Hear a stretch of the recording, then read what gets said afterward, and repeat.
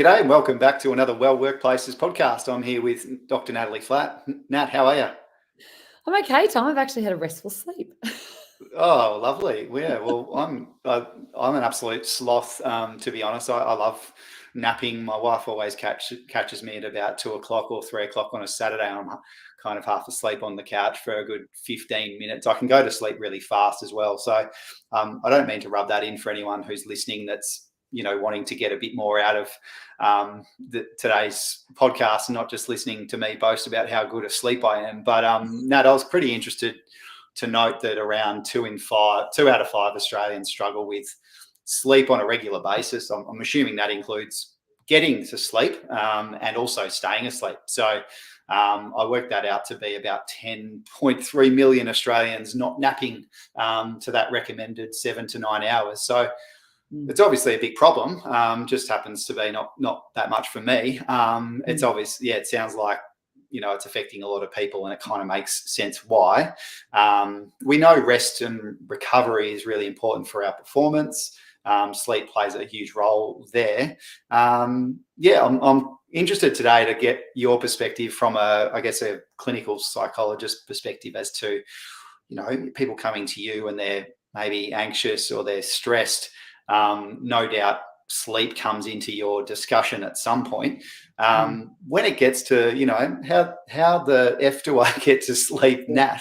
Kind of where do you go with that sort of discussion? There's so many points of places to start, and I think out there's so much to do. So that's probably a really beneficial kind of I just want to kind of put that out there, that we all know that we can really struggle with sleep, and there can actually be like that that cyclical feeling that we're anxious when we try and get to sleep, and we actually can't get to sleep because we're anxious or we're stressed or we've got a lot of things on our mind. Like it can then connect to so many other areas, that inability to focus the next day. We're looking at other mental health issues. We're seeing a lot of insomnia. But yeah, a lot of depression, anxiety, even ADHD. On average, it's interesting you said that before, like that 10.3 million Australians aren't getting enough sleep.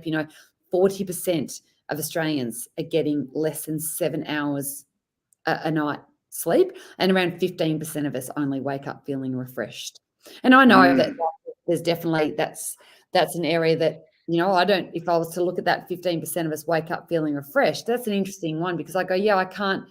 I might be able to be a bit like you, Tom, and when I do my proper sleep hygiene at night, which we'll go into a minute, doesn't necessarily always mean that I'm waking up refreshed. So there's something else still at play there. And we're looking at even just the statistics moving forward, and even the last century. I know that sounds quite a lot, but that the children are on average losing 85 minutes of sleep a night. That's a lot. Wow. Yeah. That's a lot. And we're not even talking about quality sleep here. That's a different thing that, might, Sleep Foundation's really bang into, but, like 7 to 9 hours of sleep that could just be, we don't, you want to break it down, especially when we go into sleep clinics, they actually break down the sleep stages, which we won't go into today, but it's quite fascinating that, we even need to go, well, what's actual sleep and what's versus quality sleep as well. But we're looking at 40% get less than 7 hours. Gosh only knows how much actual quality sleep that is.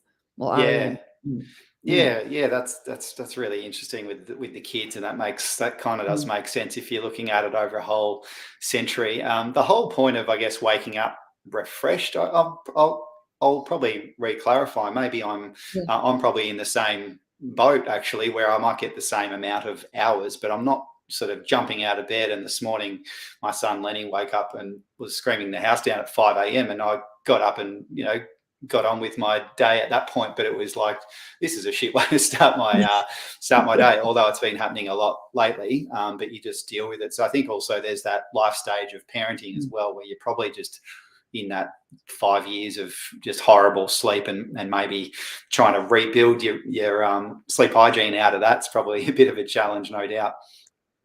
It's a funny one that you say that with the text. They do a lot of, they can scan eyes and brain a lot, and when they look at the research, is that when you put tired people under an MRI, just sections of the brain are literally asleep. but your eyes are open. And so when people go walking around going, oh, my brain's half awake, it's actually true. Like it's parents in particular, that we can feel that, and then we have to recalibrate that, and that can take a while. So if everyone out there with the newborns, we do feel your pain. And that is a biological reasoning that your brain probably is half asleep in that way. But overall, it's our ability.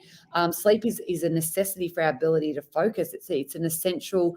When we do have that quality sleep, it's about our brain being repaired in that time, and our cells being repaired. But it's also the clearing of metabolic waste, which builds up during the day. And what that metabolic waste does, it then gets pushed down to the liver, and then it leaves the body in that way. So it has like a physical and mental process about it. Sleep. That's why it's so important. We see that back in the days where, or potentially still, it happens quite a lot where sleep deprivation is a form of torture. In some countries, but probably also with parents. So so that is a really important area there. And it's a fun fact here, Tom, is that if you were to stay up for 19 hours in a row, your attention span actually degenerates to the point that you are classed as legally drunk. There we go. Yeah. Do you remember? No, that's interesting. Did you ever do movie marathons as a kid, where you go to the cinema all night and you'd watch maybe 3 to 4, 5 movies in a night, and you get home and you obviously hadn't slept, and you were just a zombie? That's probably that probably would be the attention span at there. It's interesting as well with just that cycle that you mentioned of being, I guess, having, let's say it's anxiety or perhaps having depression, and then you can't sleep as a result of that. Obviously that creates this horrible cycle where you're not getting enough rest, and then that means you probably can't perform or do whatever you need to do. That's a pretty ordinary cycle to be in, right? When people come to you with that, like where do you go with, I guess, intervention or suggestions or tips for those people? I know it's very personalized, no doubt, for the person. Is there anything that you go to? What are your main go-tos there? Absolutely. It is a personal journey with the sleep, and it definitely we create individualized programs there, and we might work with other practitioners at the same time. But it's an interesting one if we feel like, once I work with clients and I'm noticing that stress might be play a major factor in their life. And we like to look at what is that like a 3-4 hour window around getting to sleep. So looking at what I like to class as that sleep hygiene, and getting ourselves prepared for the sleep to kind of, basically align and realign our circadian rhythm. So that's an important biological component. It's like, say, our circadian rhythm is like our internal clock that tells us when it's time to sleep, and how we can, I suppose, nurture that. And we can nurture that through some really basic changes that, we can integrate, or we may have become a little bit slack over, which we all did, again, during that famous time of COVID last year. Computers, technology, the blue screen, this all kind of then starts to affect our circadian rhythm there. Just that social media, like anything that plays a part in that. But when we can also feel stress, a lot of the time we use this as a distraction. We can use this as a procrastination, or we use it as just that time out. And it may be time out for some people. It may really affect other people's sleep. So it's something to be very aware of in that way, and that level of disconnection. And we say that, anywhere between 30 minutes to 2 hours, depending upon your sensitivity, is where you just do need to disconnect, or it needs to be within that little window of preparing yourself for sleep and that sleep hygiene there. It doesn't happen overnight. It's something that you do need to like, it's a biological phenomenon here where we need to realign ourselves. So you do need to keep up with that disconnection there, and relaxing, like, so rather than pick up the tech, what else can you do? What else is within your, what do you like doing, or what you may be able to do from a family time? Or is it something that you might do some stretching or yoga? Is there certain music that you might like to listen to, taking a shower, not just before bed, like, or a warm bath, maybe half an hour before bed? listening to music, that kind of stuff can really play a huge part in that kind of activity that can be a little bit slower. Is it even, people like to even go and ground themselves outside. So is it something about walking around the block again, with my famous kind of my hand there, and it's also then food. We know that our digestion can take around 3 to 5 hours for our dinner to settle down. So what time are you eating?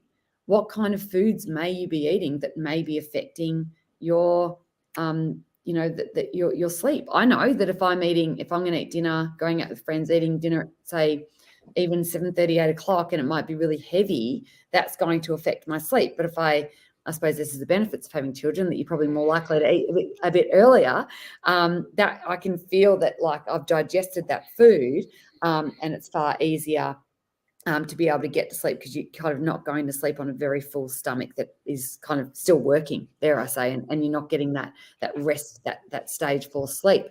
But again, that's something, to take stock of. Are you having foods that can really assist you, that directly helps with serotonin? And so serotonin is a hormone, along with vitamin B6 and B12 and folic acid. It can really promote that healthy sleep. So consuming foods like complex carbohydrates, like stuff, that is probably more dense, like, just a brown rice, wholemeal kind of foods can really be assistance there. Lean proteins like, low-fat cheeses, cottage cheese, chicken, turkey, fish, that can be, that's high in tryptophan. And so that's what we can, start to increase those serotonin levels in there. While, the fatty food, your chicken, like more that fried kind of chicken, or anything, eat fried fish, that's actually going to have the reverse effect. That's going to keep you awake longer. So it's just those small changes there. And again, those heart healthy fats that, we hear a lot of, the good peanut butters and nuts, they can really be far better than going to the more saturated of the trans fat.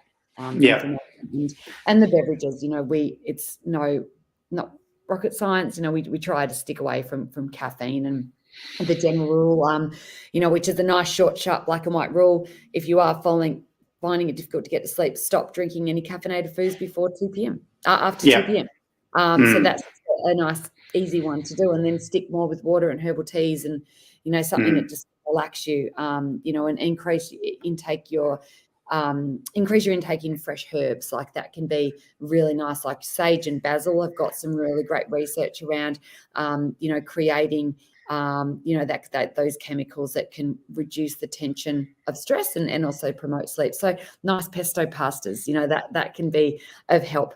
But it's all little things, that are going to create, I suppose, that circle of sleep hygiene there. And that's when we really want to come back to also looking at some physical attributes of your room, getting the tech out, having a bit of a stretch, making the temperature right, what your pillow like. So I don't want to go too much in that physical aspects, but where I really focus again a lot with the clients is what's on your mind. And we talk, I know when even last night I woke up, I had 1,000,001 things running through my mind, and it's amazing what can run through your mind, and how it can be really static, or it can be really movie like, or it can be something that you did, years ago. Like it's amazing how things will just keep on flashing. And one thing I really always enjoy doing is having a notebook close by and writing down things that might be on my mind, or some my little to-do lists, or something that even if I can use that before I go to bed while sitting down, having a hot water, with turmeric, or having a peppermint tea, what do I need to do tomorrow? What does future Nat need to know? Okay. What can be left tomorrow? I don't need to think about this right now. So having those kind of mantras ready, but I can take control right now. So just having I need to do this, and this. What am I worried about at work? Okay, how can I break that down into smaller pieces? Who can help me with those kind of things? So we're creating those solution focused. And once you get it from mind to paper, it's amazing how you're then allowing that space for the brain to then start to gear down. Yeah.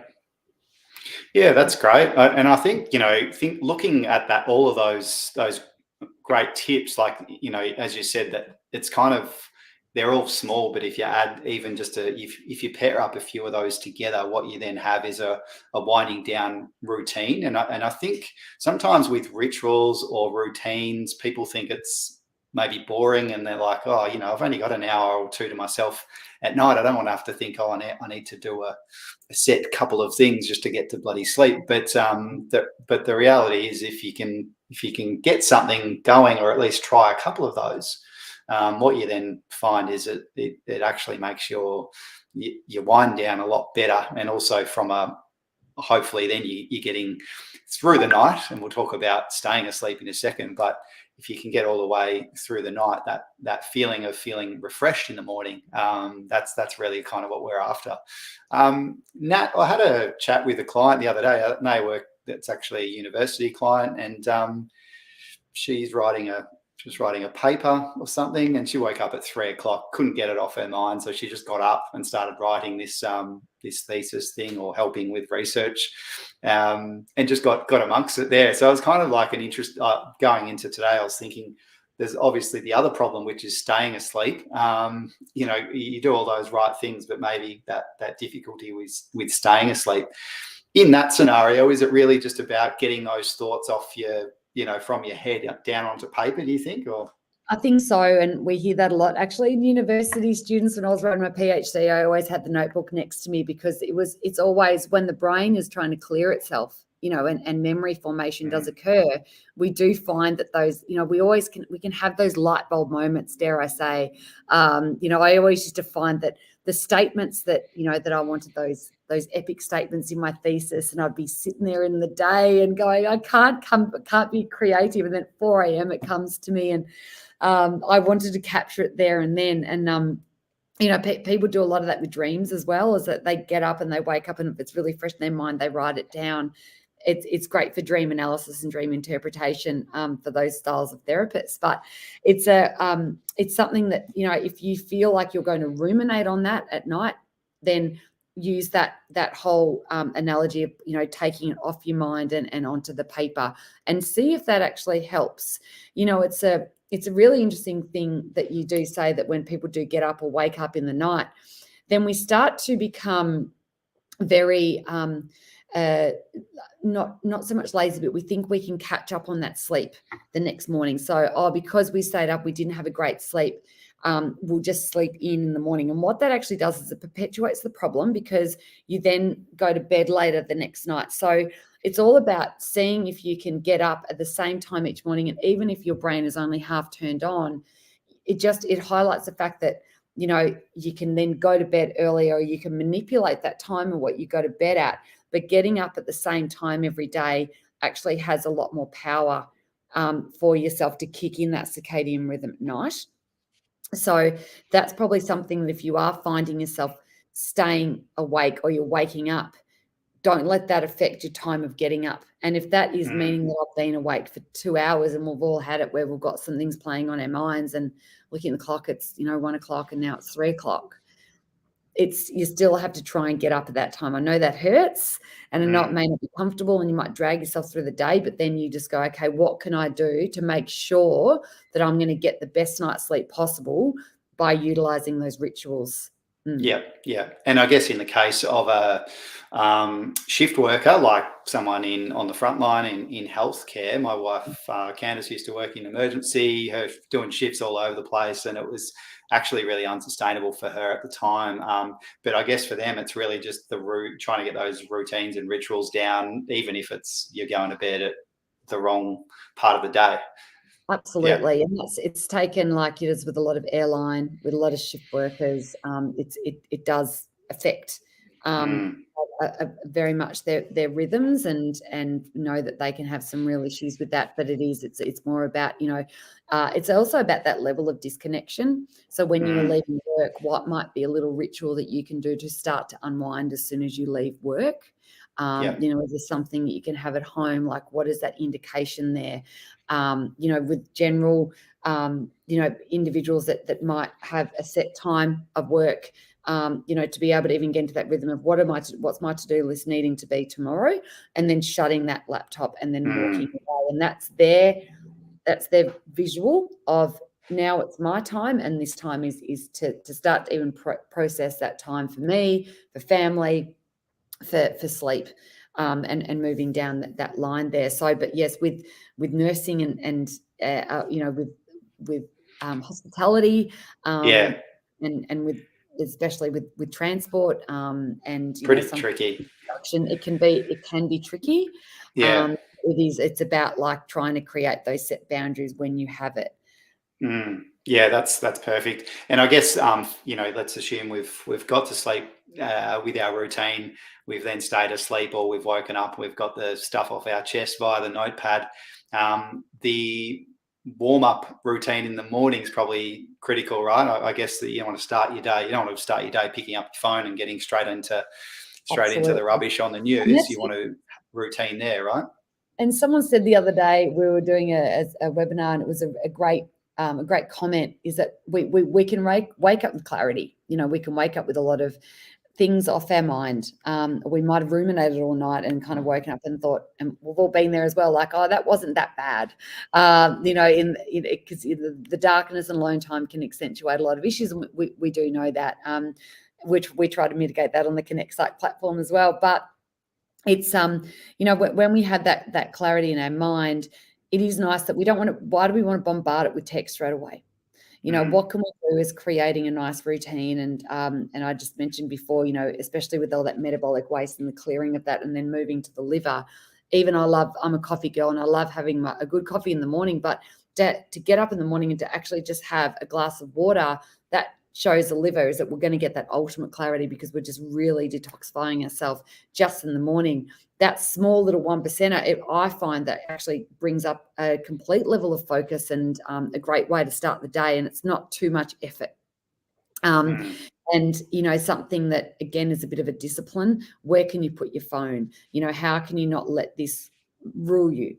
We don't need this right in the morning. What else do you like to do? That may be getting the kids ready for, their lunch is ready, their uniforms ready. It could be you going out for a bike ride or doing your exercise. It could just be, you're just wanting to get up and read a nice book, and that's the way you like to start the day, through stretches or through something else that may not be hugely, over physical there. Don't let that tech dictate what your day is going to look like, because with social media, you don't know what you're going to get when you open it up. So that's something to do, because that emotional outlay right from the day is, it's really, it sets the tone. So if you see something that might stress you out, or might make you feel vulnerable, or might make you feel really irritated, that's going to put the pressure on every other situation and event you have on for the rest of the day. You take that through the day, Tom, and that will compound as the day moves on. What are you left with that night? And is that enough then? Or more often than it is, it can be to tip you over into not getting that enough sleep. So just, that we all know that social media can be a little bit of a monster at that time. And if that's something that really bothers you, you're in control. Yeah. And I think just to add in there, like, I find it quite funny if you go on social media and you see influencers and they're like, here's my morning routine, and it's like 3 hours of reading a book, and then I'm journaling, and then I'm meditating, then I have this specific herbal tea that's probably sponsoring the ad, and it just goes on and on and on. I think if you're listening and watching any of that shit, just realize that it's probably not. You can't spend 3 hours warming up for the day. Obviously, I think the key out of these tips, Nat, is really just picking rituals and routines aren't boring. They actually do set you up for a great day. But I guess the challenge for people listening is to maybe to think about, there's 3 segments here. There's getting to sleep, staying asleep, and then in the morning. Have you got a strategy for each of those parts of the sleeping? And the other thing I like to think about as well, Nat, is with like athletes, if they're playing, let's say they're playing a couple of matches of whatever a week, they're spending all those other periods of time, they're really relaxed, or they're really focusing on sleep, recovery, and training. So it's kind of that whole mindset thing, but also the recovery part. And the recovery is all about their physical, the physical part of getting ready for the match, but it's also the mental part as well. So yeah, really, really interesting discussion today. Thanks so much for your input, and hope everyone gets a good night's sleep after listening to this, or maybe take something from the podcast. Thanks, Nat. Awesome. Thanks, Tom. Okay, take care. We'll chat soon.